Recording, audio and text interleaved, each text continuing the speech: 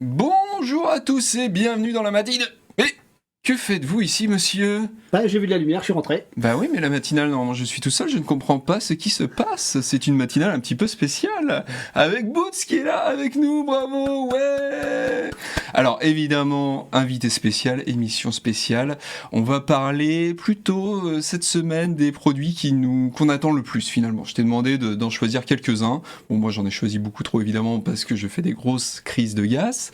Mais voilà, on va parler des produits qui ont été annoncés déjà, dont parfois j'ai déjà parlé dans la matinale, mais qui sont pas encore disponibles et qu'on attend de pied ferme. Donc tout de suite, ça sera ça après le jingle.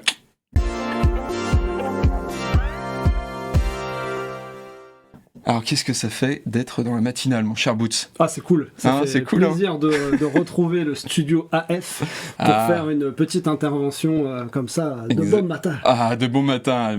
Il est quoi, 15h du mat, là, à peu près, c'est ça? 15h30. Ouais, parce qu'on on enregistre en avance, parce qu'en fait, quand vous regarderez cette émission, je serai en vacances, d'où le fait qu'il n'y ait pas de nouveautés nouvelles. Hein, voilà. Mais ça va revenir, vous inquiétez pas, je pars qu'une semaine en vacances. Et avant toute chose, avant de commencer, il y a un sponsor, comme la semaine dernière, dans l'émission, et c'est iMusician. Connais-tu iMusician, Pas du tout, Grégoire. Est-ce que tu pourrais m'en dire plus sur iMusician? Tout à fait. Alors iMusician, qu'est-ce que c'est? C'est un service. Alors pour ceux qui ont déjà regardé la matinale la semaine dernière, vous savez, donc je vais aller un peu plus vite cette fois-ci, mais c'est un service en gros pour mettre votre musique en ligne sur toutes les plateformes de streaming. Alors jusqu'à 200 plateformes. Tu savais qu'il y avait 200 plateformes de streaming, toi? Pas du tout, hein Grégoire. Heureusement que tu es là pour me l'annoncer. Exactement. Donc non, mais il y a des plateformes de streaming apparemment spéciales pour la musique électronique, voilà, pour certains styles de musique. Évidemment, il y a Spotify même, on peut dire, je pense, Apple Music, etc., Qobuz et tout. Mais ce qui est sympa, c'est qu'au niveau des tarifs, parce qu'il faut parler argent, il y a un moment où il faut parler argent, voyez-vous. Et au niveau des tarifs, je sais que je sais pas si c'est les seuls à faire ça, mais en tout cas, eux, ils le font, et je sais qu'il y en a qui le font pas, c'est plutôt en mode abonnement. Mais là, en gros, tu payes une fois pour toutes. Voilà, tu payes une fois et ta musique, elle reste en ligne ad vitam aeternam. Et ce qui est pas mal, c'est que tu vois, là, il y a plusieurs types de tarifs. Et en gros, pour vous résumer la chose, soit vous payez plus cher au départ et vous avez toutes les commissions après, soit vous payez moins cher au départ, mais par contre, iMusician vous prend une part des commissions.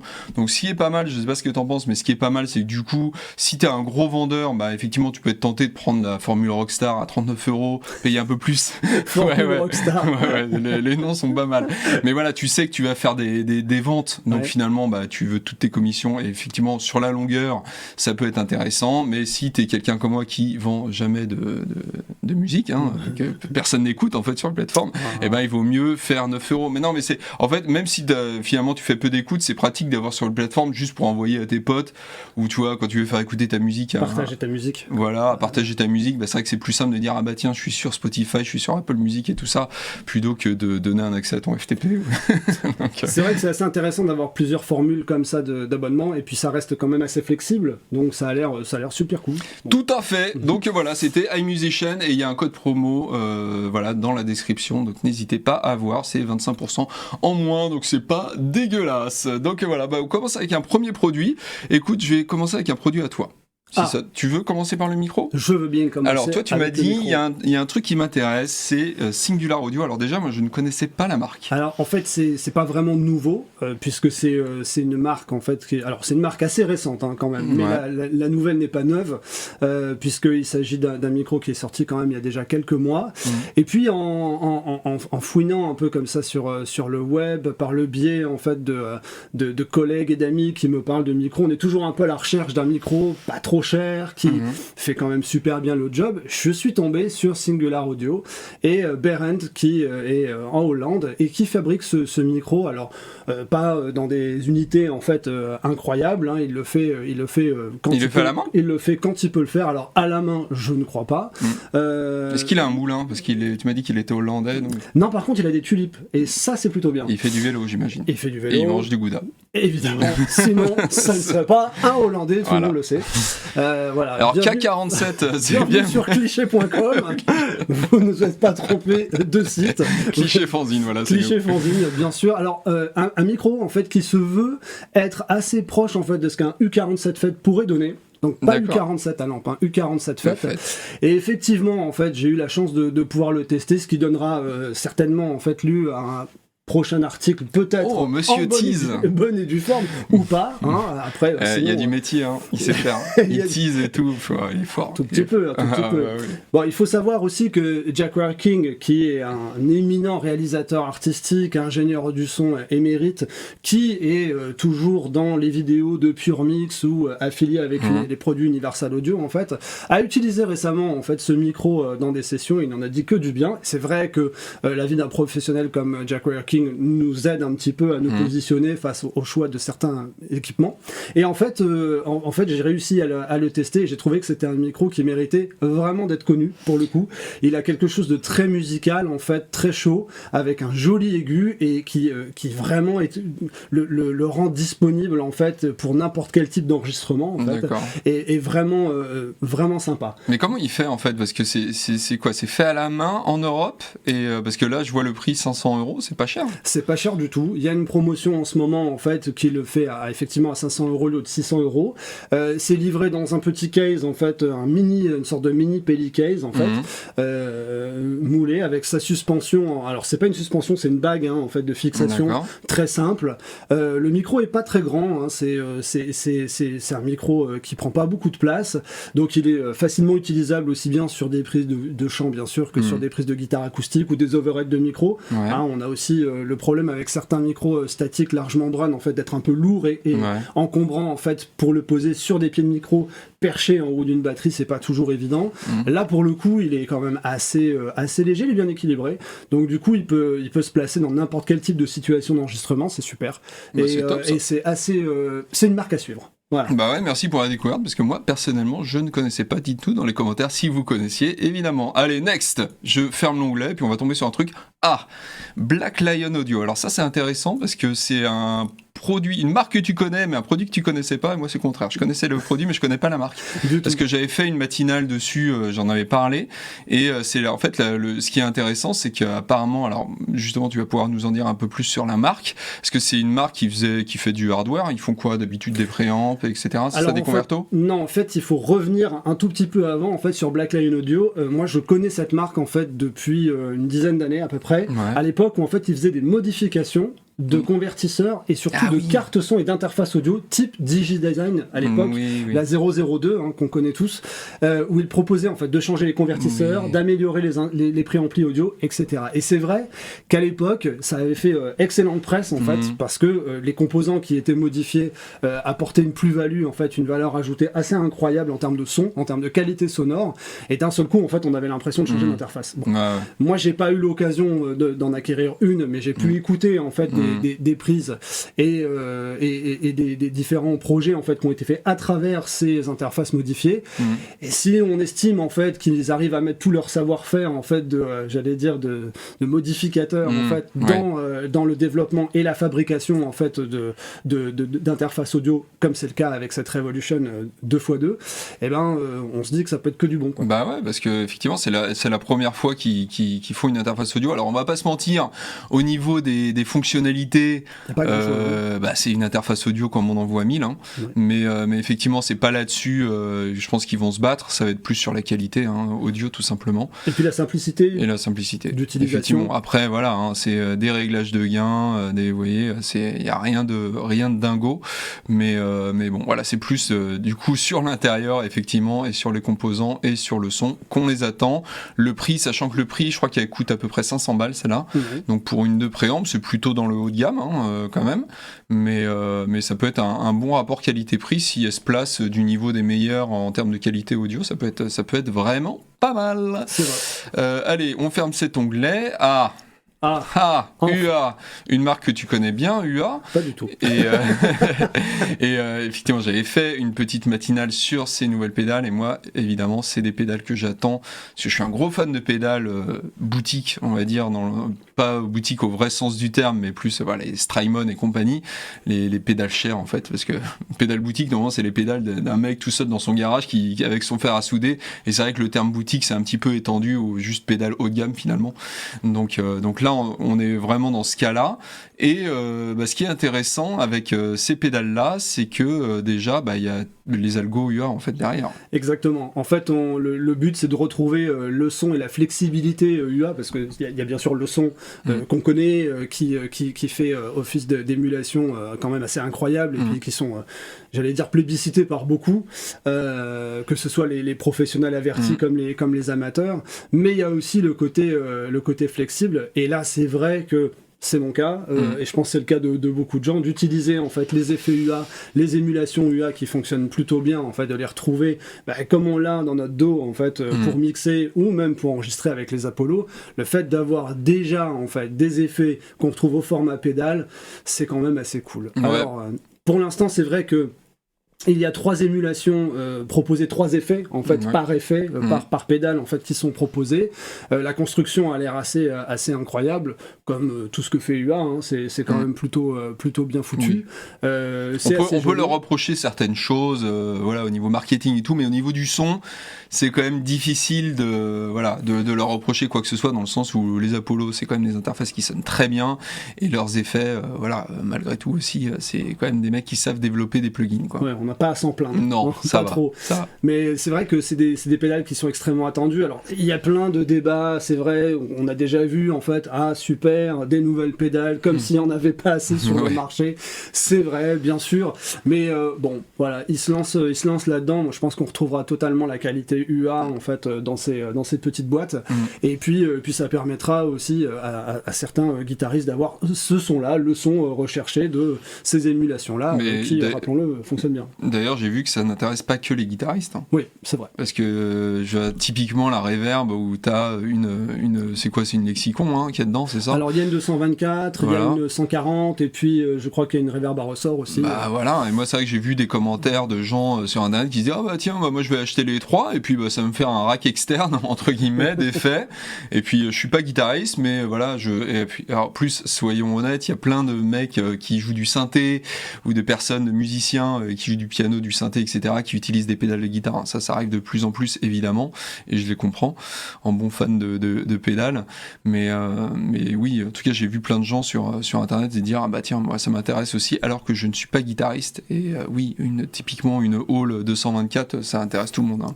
Pas que les guitaristes. Et au niveau du prix, alors, ils sont un peu dans une fourchette haute, hein, il me semble, quand même. Ils sont un peu plus chers. Moi, c'était le seul doute que j'avais, c'est que par rapport à un Strymon, qui, on va dire, c'est peut-être la marque il se rapproche le plus de Strymon, en tout cas, j'ai l'impression. Strymon, eux, une petite pédale comme ça, c'est un peu moins de 350 €. Ils ont des gros modèles à 500, mais les pédales de cette taille-là, c'est à peu près 350, et eux, ils sont légèrement au-dessus, il me semble. Après, c'est vrai qu'ils ont quelques avantages, comme tu l'as rappelé, le fait de pouvoir télécharger des algos en plus, chose que Strymon ne permet pas, en tout cas pas pour le moment. Donc voilà, à suivre, exactement.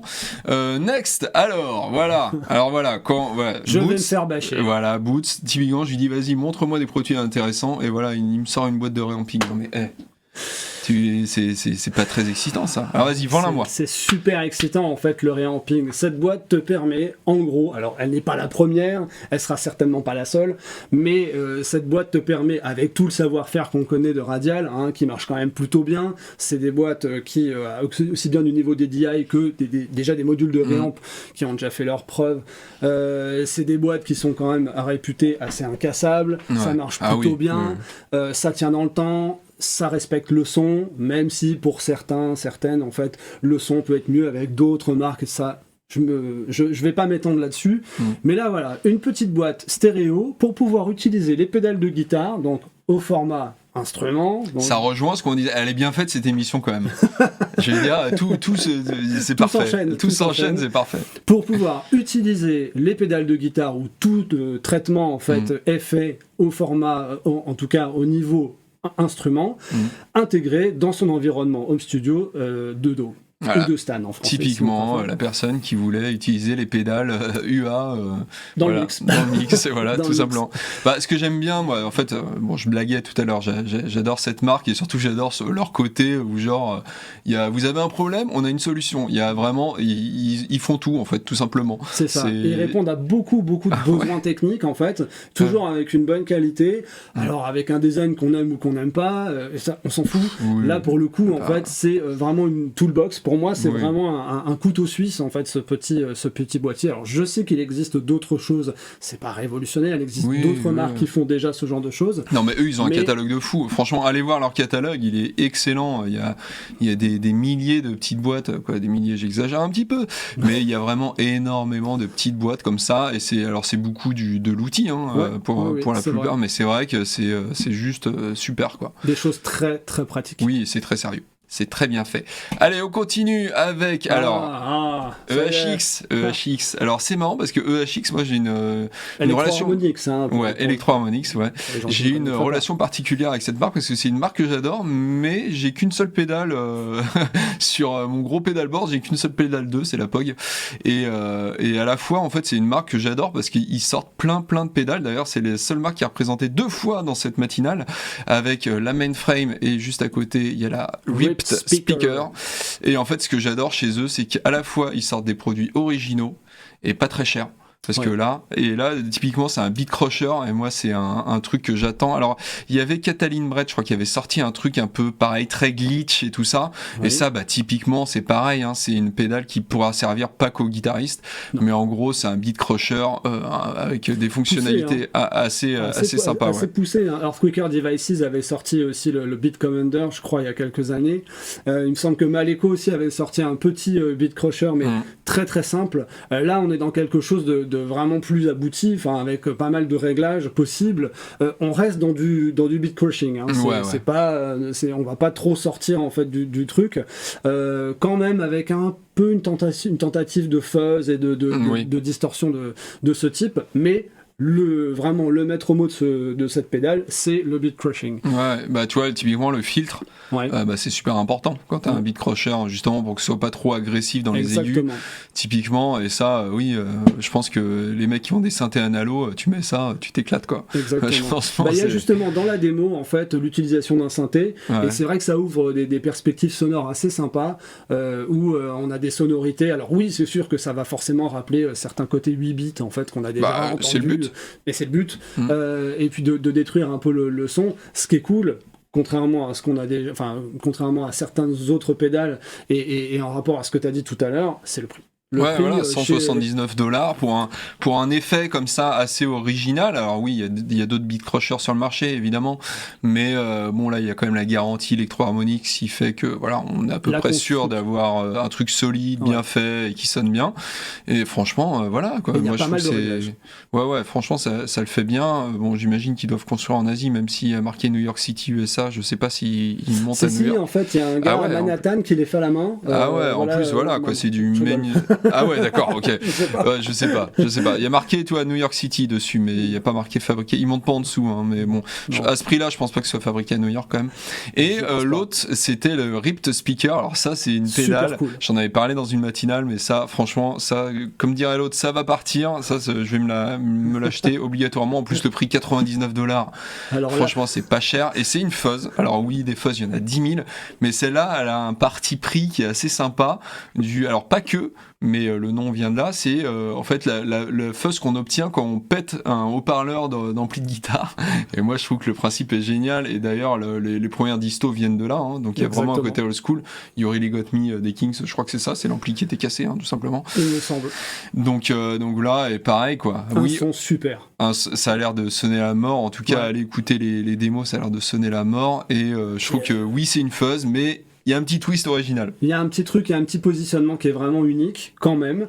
Et puis, le prix, quoi. Oui, voilà, c'est ça. $99, je veux pas dire, mais en fait, ce qui est bien chez Electro-Harmonix, c'est quand même cette possibilité, et puis je sais pas si t'en as déjà parlé, mais quand tu parlais du POG, il y a plusieurs, en fait, déclinaisons, en fait, de chaque effet, qui, dans ses versions ultimes, en fait, offre plein de réglages, et donc, forcément, un tarif un peu plus élevé. Mais si on a besoin d'un seul effet ou d'une seule partie d'un effet, en fait, on a plusieurs déclinaisons, et on peut comme ça du coup adapter ça à notre budget. Je trouve ça quand même assez cool. C'est aussi le danger, c'est que ça coûte pas cher, donc on se dit allez on y va, mais oui, après 100 euros plus 100 euros plus 100 euros, on sait ce que ça fait. Allez, on continue avec les pédales. Alors celle-là, c'est vraiment tout nouveau. Une pédale, non mais Wampler quoi. voilà, Wampler, bien sûr. qui fait, alors c'est une rate, tout simplement. Alors, comme d'habitude avec Wampler, ou Wampler d'ailleurs, je crois qu'on dit. D'ailleurs, allez écouter pour les anglophones, il fait un podcast qui est super intéressant avec ses potes, où voilà, il parle un peu de tout et de rien, mais bon, surtout de pédales de guitare, évidemment. Et il avait annoncé dans son podcast que c'était une rate, donc voilà, et là c'est officiel aujourd'hui, le jour où on tourne. Donc voilà, $150, une rate, et comme d'habitude avec Wampler, bah c'est une rate, mais pas seulement. Il y a notamment, je crois qu'il parlait de ça dans le podcast, le toggle voice comme ça. C'est vraiment deux sons complètement différents, parce que c'est vrai que la rate, pour ceux qui connaissent pas, c'est un peu entre la fuzz et la distorsion en fait. C'est vrai, il y a un son un peu particulier qui fait vraiment en fait la réputation de la rate que l'on connaît, et on retrouve quand même les réglages un peu similaires filter notamment, bien sûr, qui permet de jouer en fait sur comment la distorsion en fait va pouvoir j'allais dire s'épanouir ou pas, et la rate est super, pas que sur des guitares, d'ailleurs pour ceux qui ont déjà utilisé des émulations ou même qui ont pu l'utiliser sur des transitoires comme des caisses claires ou ce genre de choses, ça rajoute, il y a quelque chose en fait de super sympa quand on la règle bien. C'est un son particulier mais qui peut convenir à plein de choses. Mais je pense qu'on va arrêter de dire que les pédales c'est juste pour les guitaristes, parce que c'est clairement pas vrai. Alors le prochain, moi c'est un truc, tu vois, autant je pensais pas avant d'étudier un petit peu le produit, je pensais pas que ça pouvait m'intéresser, mais c'est vrai que moi je suis de plus en plus à faire de la musique, voilà, tout seul chez moi forcément, mais à essayer de faire un truc plus live, à jouer avec des boucles et tout ça. Non, tu as des amis. Oui, non, parce que voilà, j'ai pas forcément, Covid oblige, c'est plus difficile, et c'est vrai que de jouer avec des boucles et tout ça, j'aime bien ça, j'aime bien jammer même tout seul, et ça, pour le coup, c'est un produit qui m'a vachement botté, même si je pensais pas être forcément la cible, mais le circuit track, déjà, voilà, l'avantage c'est que c'est quelque chose qui est complètement autonome, a priori. C'est ça. Tout à fait. En fait, moi, je vais pas me lancer dans la description du produit, parce que je suis pas un spécialiste non plus pour faire la comparaison entre ce qu'il y avait avant en fait dans la version 1 et ce nouveau Circuit Tracks en fait qui offre pas mal de choses. Il y a 4 pistes de drum, donc 4 pistes on va dire rythmiques, percussives, 2 pistes de synthé, 2 pistes MIDI. Il y a 2 entrées aussi audio qui peuvent être intégrées en fait dans le mixeur interne du Circuit Tracks, si je dis pas de bêtises, et c'est vraiment cool. Le layout il est super, le design c'est innovation. Il y a plein de fonctions intéressantes qui rendent le jeu en live hyper créatif, avec des fonctions de lecture dans un sens, dans un autre, de faire aussi du random, d'utiliser les gammes et tout. Bon, évidemment les utilisateurs d'Ableton Live en fait vont dire oui d'accord, on avait déjà vu ça dans certains softwares et dans plein d'autres. Ils parlent comme ça, les gens d'Ableton Live. Non, pas du tout, c'est pas vrai. Mais tout simplement en fait non, c'est les haters qui parlent comme ça. Tout simplement pour dire qu'en fait Novation a eu l'intelligence d'adapter ça en fait dans un équipement hardware qui va pouvoir piloter aussi différents équipements MIDI externes. C'est ça. Et du coup faire en sorte que notre environnement de jeu en fait tienne en quelques machines. C'est la nouveauté, c'est que tu as des pistes justement, des voix pour piloter des synthés externes. C'est ça. Et le truc c'est que le prix, 400 balles pour un truc autonome et qui peut en plus piloter vos synthés, voilà. Et là je pense que c'est générer des sons, sampler, et puis séquencer quoi. C'est pas cher, donc des heures d'amusement comme on dit chez nous. Exactement. Et ça franchement c'est un produit, je pensais pas que ça allait me botter, puis quand j'ai regardé d'un peu plus près je me suis dit c'est pas mal. Alors ce produit j'en ai déjà parlé, Kali Audio, et alors c'est pas cette enceinte là d'ailleurs, c'est une autre série, c'est la In-Series. Donc c'est une marque relativement récente, Kali Audio. Moi j'ai jamais testé de produit de chez eux, mais j'en avais parlé dans une matinale, et d'ailleurs on vous avait posé la question sur le channel YouTube, on avait fait un petit sondage, et clairement vous aussi ça vous intéressait, parce que ça intéresse beaucoup de gens. Pourquoi ? Parce que c'est une 3 voix. Donc là, vous le voyez pas forcément, mais le tweeter est intégré dans le boomer des médiums. Le mid-range, c'est ça. Tweeter, exact. Donc c'est une vraie 3 voix coaxiale au niveau du mid-range et donc des moyennes fréquences et du tweeter, et surtout, vous le voyez, je sais pas si vous voyez à l'écran, si voilà, $350 quoi. Donc c'est pas cher du tout. Alors c'est vrai qu'on se demande un petit peu où est le loup là-dedans, parce que c'est pas cher, c'est compact. En plus, quand on voit les specs, la 5 pouces qui descend à 39 Hz, on se dit dit waouh, c'est quand même pas mal. Et en plus, petite idée sympa, alors je sais pas où est-ce que c'est sur leur site, voilà, derrière, c'est con, mais je sais pas si vous voyez bien à l'écran, mais il y a des petits dessins en fait pour les filtres, genre tu la poses sur un pied, bah mais règle-la plutôt comme ça, t'as une console, tu la poses sur ta console, règle-la comme ça, machin, et ça, alors apparemment ça existe déjà chez d'autres fabricants d'enceintes, mais pas à ce point. Mais pas à ce point-là, et je trouve que c'est le truc assez poussé et tout. Donc, en tout cas, une 3 voix, toi, c'est quoi pour toi l'avantage d'une 3 voix c'est d'avoir une répartition spectrale quand même plutôt un peu plus équilibrée, quoi. Toi, tu utilises une 3 voix chez toi 4 voix même. J'utilise beaucoup de voix. La voix de son maître, la voix rapide.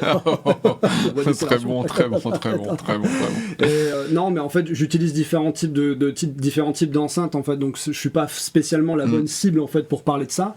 Mais si je ne devais avoir qu'une seule paire d'enceintes en fait chez moi ou dans mon home studio, c'est vrai que ce produit-là en fait il est vraiment bien dans son époque. Ouais. Il arrive à un moment en fait où on a besoin d'un côté pratique en fait, et puis aussi d'expliquer réellement en fait quel type de filtre on peut appliquer en fonction de la position. Ça, je trouve ça hyper intéressant, même si ça pourrait pour certains paraître un peu bébête. Moi je trouve ça super intéressant. Alors après il faut écouter, faut voir bien sûr, faut voir le son, écouter un peu ce que ça donne.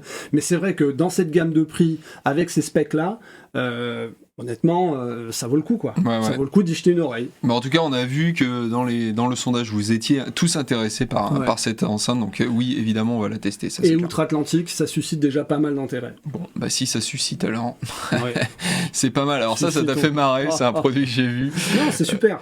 Franchement, je me suis dit, c'est pas con. Alors moi, typiquement, ça me sert à rien, mais pour ceux qui ont un bureau, on peut pas zoomer mieux, là ? Non, on peut pas.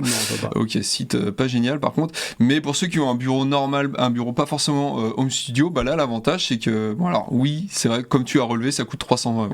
Alors, c'est pas donné. Oui, explique quand même que c'est un petit rack en fait 2 unités. Voilà. Très joli, somme toute, plutôt bien fini. Vous voyez, vous mettez votre rack de jus dedans et du coup vous pouvez poser votre écran par-dessus. Donc typiquement si vous avez une interface audio de type rack, une interface rackable, et c'est souvent d'ailleurs ce qu'on voit dans les bureaux, comme moi j'ai et comme toi tu as aussi les bureaux spécialisés home studio. Souvent, au-dessus vous avez de quoi mettre vos racks et par-dessus vos racks vous positionnez vos écrans et c'est cool, tout le monde est content. Là typiquement ça permet de faire même sans avoir un bureau dédié, de faire un petit peu comme si on avait, je trouve ça, après c'est vrai que je suis d'accord avec toi, le prix 320 balles c'est pas donné, quoi. Le petit plus en fait de cet accessoire, c'est le design et puis c'est son aspect qui est quand même assez sympa, mais faut quand même pas déconner, 320 € pour juste un petit rack 2U. Il y a plein d'autres marques qui en font des beaucoup plus simples et beaucoup moins chers. Si moi aujourd'hui tu me demandes de me positionner dans l'achat d'une pièce de meubles comme ça, je vais mettre 200 € de plus et acheter un meuble dédié qui va déjà présenter ça. Alors certes, il sera peut-être un peu moins design, il sera peut-être un tout petit peu moins ergonomique ou quoi, mais il aura d'autres fonctionnalités. Après, je comprends que ça puisse trouver en fait sa clientèle en fait là-dessus. C'est assez marrant de voir que ces marques-là en fait développent des produits en fait qui vont répondre à des besoins bien spécifiques d'aujourd'hui et auxquels on n'avait pas accès il y a quelques années. Oui, typiquement tu bosses en dehors de chez toi et tout ça, mais c'est vrai qu'en y repensant, mon bureau je l'ai pas acheté beaucoup plus cher en fait. C'est ça. Donc oui, effectivement le prix c'est un peu le point noir et je voulais terminer cette matinale un peu plus longue du coup forcément que les matinales normales. Parce qu'on est deux. Voilà, parce qu'on est deux. Alors ça pour le coup c'est un produit dont j'ai jamais parlé mais j'ai trouvé un petit peu par hasard. J'étais complètement passé à côté, c'est Presonus qui fait ça et c'est le MicroStation et BT. Alors BT comme Bluetooth. Explique-nous ce que c'est. Le Bluetooth, ça permet par exemple, alors là c'est un contrôleur de monitoring, vous voyez comme on en voit plein, avec un gros bouton de volume, vous branchez votre interface audio dedans, vous branchez vos enceintes et ça permet d'avoir un potard de volume pour régler le volume. Sauf que là, l'avantage que vous avez avec celui-là, déjà vous pouvez brancher un caisson de basse apparemment dedans, c'est ça ? Oui, une sortie sub. C'est une sortie sub, donc ça c'est plutôt sympa. Il y a une entrée auxiliaire mini jack, ça c'est pareil, une sortie aussi casque. Mais bon, ça, Mini c'est jack. pareil, ça arrive souvent. Mais là, la grosse différence, c'est qu'il est Bluetooth. Ça veut dire que vous branchez votre téléphone en Bluetooth dessus et vous pouvez envoyer le son de votre téléphone ou de quelqu'un qui vient dans votre studio ou dans votre home studio directement sur les enceintes. Et ça, c'est con, mais c'est super pratique, quoi. Parce que tiens, écoute mon mix et tout. Alors oui, le Bluetooth, ça dégrade. Effectivement, c'est un format qui n'est pas. Alors, il y a du Bluetooth qui est lossless, hein, je crois, ou quasiment maintenant.